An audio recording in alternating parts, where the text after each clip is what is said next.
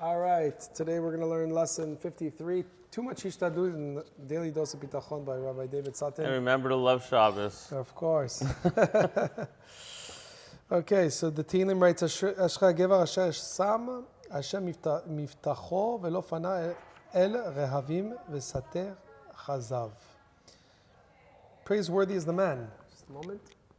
Praiseworthy is the man who has made Hashem his trust and turned not to the arrogant and to strayers after falsehood. The context of this pasuk is that David HaMelech's arrogant advisors urged him to act aggressively on his own behalf and to kill Shaul HaMelech. Instead, David relied on Hashem. This speaks to every individual. A person should not turn to arrogant or crooked people for help. Unfortunately, sometimes we actually find ourselves doing that. We think we're doing the right thing. That's right. Because they're persuasive, but they might just be crooked. Many times, even in business, I'll go and I'll meet somebody. He seems very nice and very cool, and gives me so much promises. And I feel, wow, we're going to be so successful together. And then I Google the guy's name, and I discover a different world. You're preaching to the choir, and I didn't even have to Google his name. Right, exactly. The one who knows all the tricks, or those who know how to undermine the competition, gain an unfair advantage, are not the ones who is going to help us succeed. We should rely on Hashem. I had an incident once where I was literally going to go into business with somebody, and his partner was telling me, "I'm sorry, I can't do business with you." I said, "What are you talking about?" He said, "Yeah, I spoke to my partner, and he looked you up and this, and then he doesn't believe this and he doesn't believe that." He started telling me all this nonsense. I'm like, what's going on? And then I said, you know what? Wait a second. Let me look up the partner. Let me see what he's about. Because he's coming up with all these allegations that are not true. Yeah. What's going on? And I found out that he was actually sued for tens of millions of dollars for doing what's called corporate espionage. Oh, jeez. Which is basically you plant an employee or somebody into your competition's company. They go in there and secretly feed you all the competitors' list, all the clients' list, all their strategies. It's called corporate espionage. It's a real thing.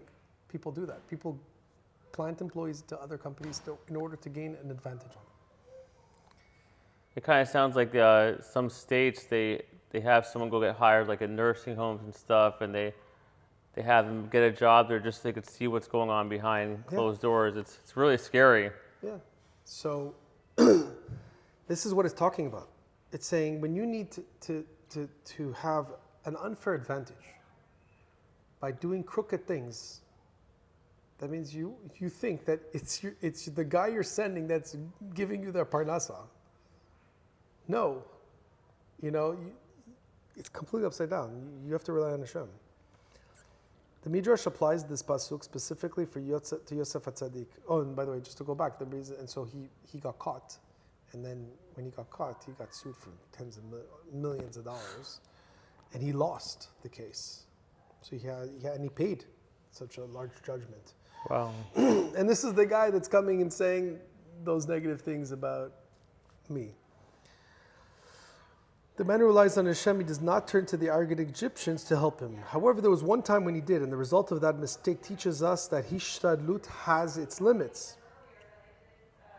Wow, we were just talking about that. If we go beyond those limits, our proper efforts on our behalf turn into something negative, a display of insufficient bitachon. Yosef had a weak moment where it came when he told Paro's wine steward, who was imprisoned with him, to mention him to Paro. In fact, he reminded the wine steward twice. And for Hashem, this was a lack of bitachon.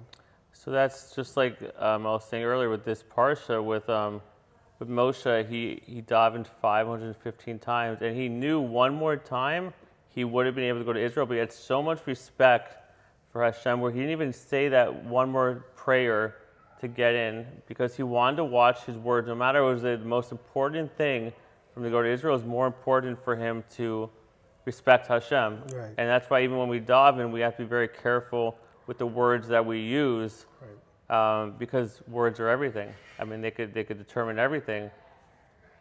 Right, exactly. And so because of this situation, and Hashem felt he lacked bitachon, he ended up being released only 2 more years later.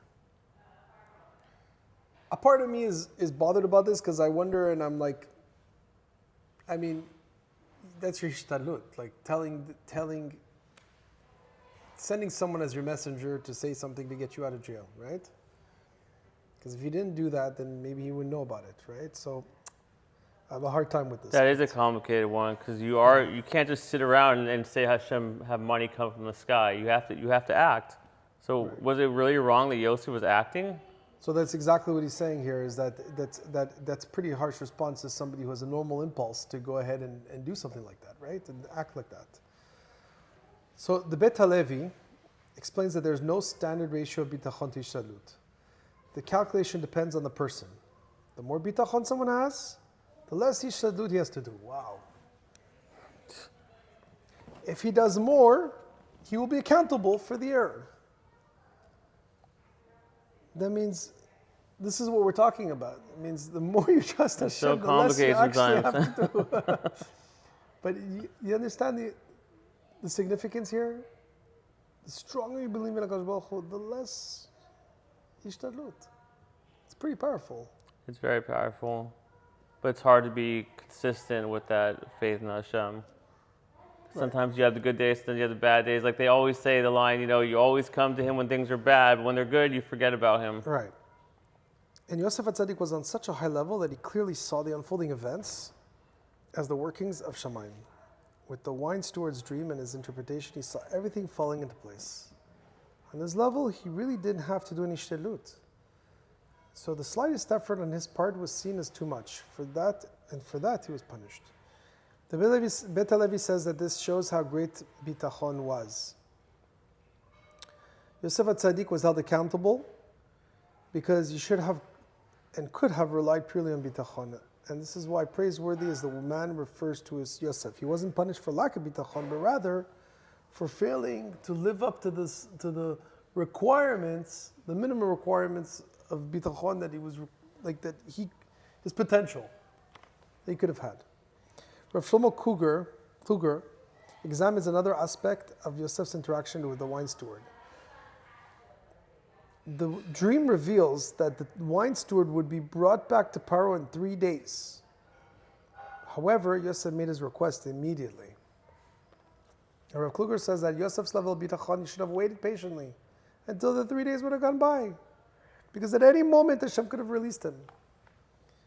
You see, that's the part that we didn't know, we didn't mention. Is that in the I didn't dream, know about that. I didn't know about that either. Is that in the dream he was told it was going to be. That changes everything. Yeah, because if he knew there was 3 days, why? Probably because he said to himself, okay, I'm supposed to wait 3 days, but he's getting released now. So this is my opportunity. But instead, again, it's a dream. But in a way... But he was very big on dreams. I mean, he used to be the last person not to believe a dream. Exactly. So even more so for him with the dreams. That's probably what it is. I wonder if he just thought, every day I'm here, I'm losing my value of things that I could do out there. Right. But he still should listen to the dream. I mean, it's actually a good point. Maybe I could be out there making a difference. Yeah. If it hadn't happened by the end of that period, there might be more sense in asking the wine steward for a favor. But in the meantime, his request could not accomplish anything, and it was therefore unnecessary to do hishtadlut. We could learn from this to refrain from worrying about troubles that still have time to be resolved. Yeah, it's true. Sometimes our deep desire for a sense of security leaves us feeling desperate when Hashem has already prepared the solution. He has many ways of helping us before the deadline arrives. The Baal Bitachon is patient, and why should he struggle now for something that might not even require his effort later?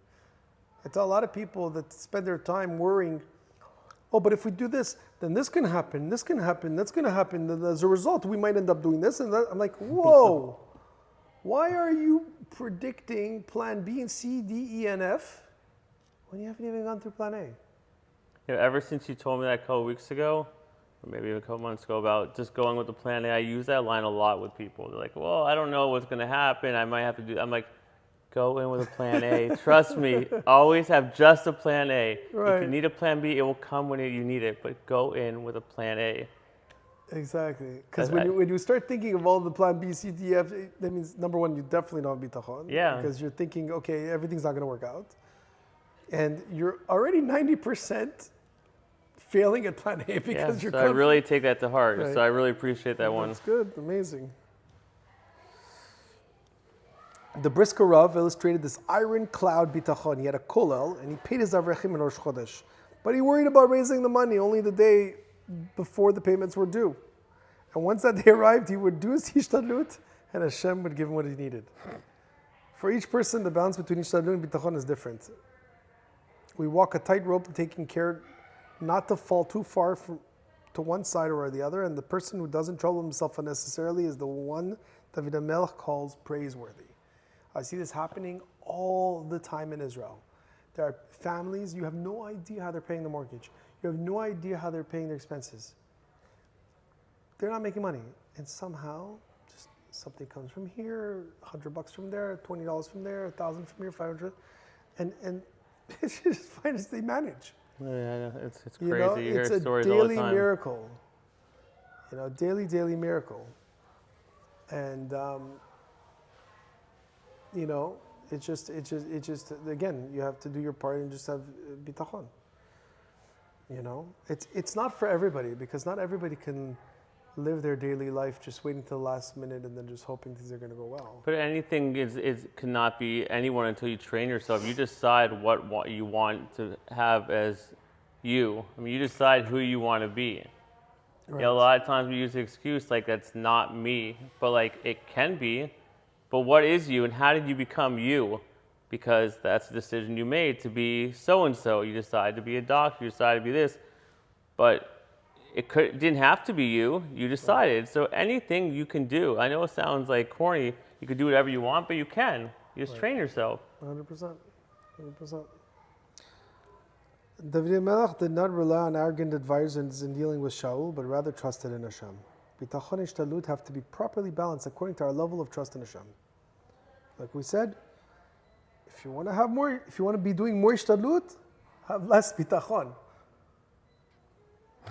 Simple. You want to work extremely hard, 24/7, have less bitachon. You want to work less? I mean, it makes more sense. Success, trust more Hashem. Yosef HaTzaddik's bitachon was at such a high level that he was punished for seeking human help and getting out of Paro's prison. And I'm sure you could relate to that. Yeah. We think though it's the lawyers, it's this one, it's that one. No, okay, this is, no, like that's, okay, they got to do their job. You see stuff more and more as you open your eyes and you want to see it. That it's from Hashem, and you see, you could guess the reason why things happen, which is comforting. Right. You don't know for sure, but even guessing, if it moves you forward in a positive way, then it's worth it. Did you ask the rabbis if you should add a name like Yosef? I mean, that might give you that power. I have asked, one person told me, just go with your Hebrew name. Don't use Yosh anymore. Just call yourself Yoshua. That's true. That's true. Because they say that with the name, when you're giving nicknames and you don't use the Hebrew name, you're taking away all the spirit, all the power of that Jewish name. I'm okay with that, but when I wanted to be called Josh, it went back to Yosh. So they're working on a new one. Right. Not only the amount, but the timing of Hishtadlut must be measured. Working too hard too soon shows a lack of trust in Hashem to give us what we need when we need it. So if you tend to worry long in advance of an upcoming expense, an event, or a situation, ask yourself if there's anything concrete you can accomplish in the present, and if not, take it off your agenda. Okay. I had a quick story before we ahead. end. There's a really amazing hostage story. Oh, go. So there's this, I believe his name was David. He was in the tunnels for over 400 days. Okay. And so one day he was in the tunnel, and one of the things the Hamas people did was they would tell the hostages that no one cares about them, no one's looking for them. You might as well not even worry because they forgot about you. Like you're whatever. You're old news, and you might as well just give up. they're very twisted. So one day, the Hamas terrorist was asleep in the tunnel, and his walkie-talkie was pointed towards Jerusalem, the antenna. And so this hostage, all of a sudden, it got a signal of an Israel radio station. Oh my God. And that day in the radio station was a rally for the hostage. And speaking at that moment was his mom saying, "Don't worry, I didn't forget about you. I'm doing everything I can to find you." Wow. Isn't that crazy? Unbelievable. That must have given him all the strength Yeah, and energy to get out. Amazing. Like when I heard that, I'm like, how do you not believe in Hashem? How do you not see that things are coming? You know, it's unfortunate positions we're in, but it's coming. It is. If you just wait. And people's positions are worse than others, but can you imagine how he felt? Amazing. That's incredible. That was like the terrorists giving him like food. You know, that gave him energy. Of course. They give him a lot of power for strength to get out. Unbelievable. Thank you. Shabbat shalom.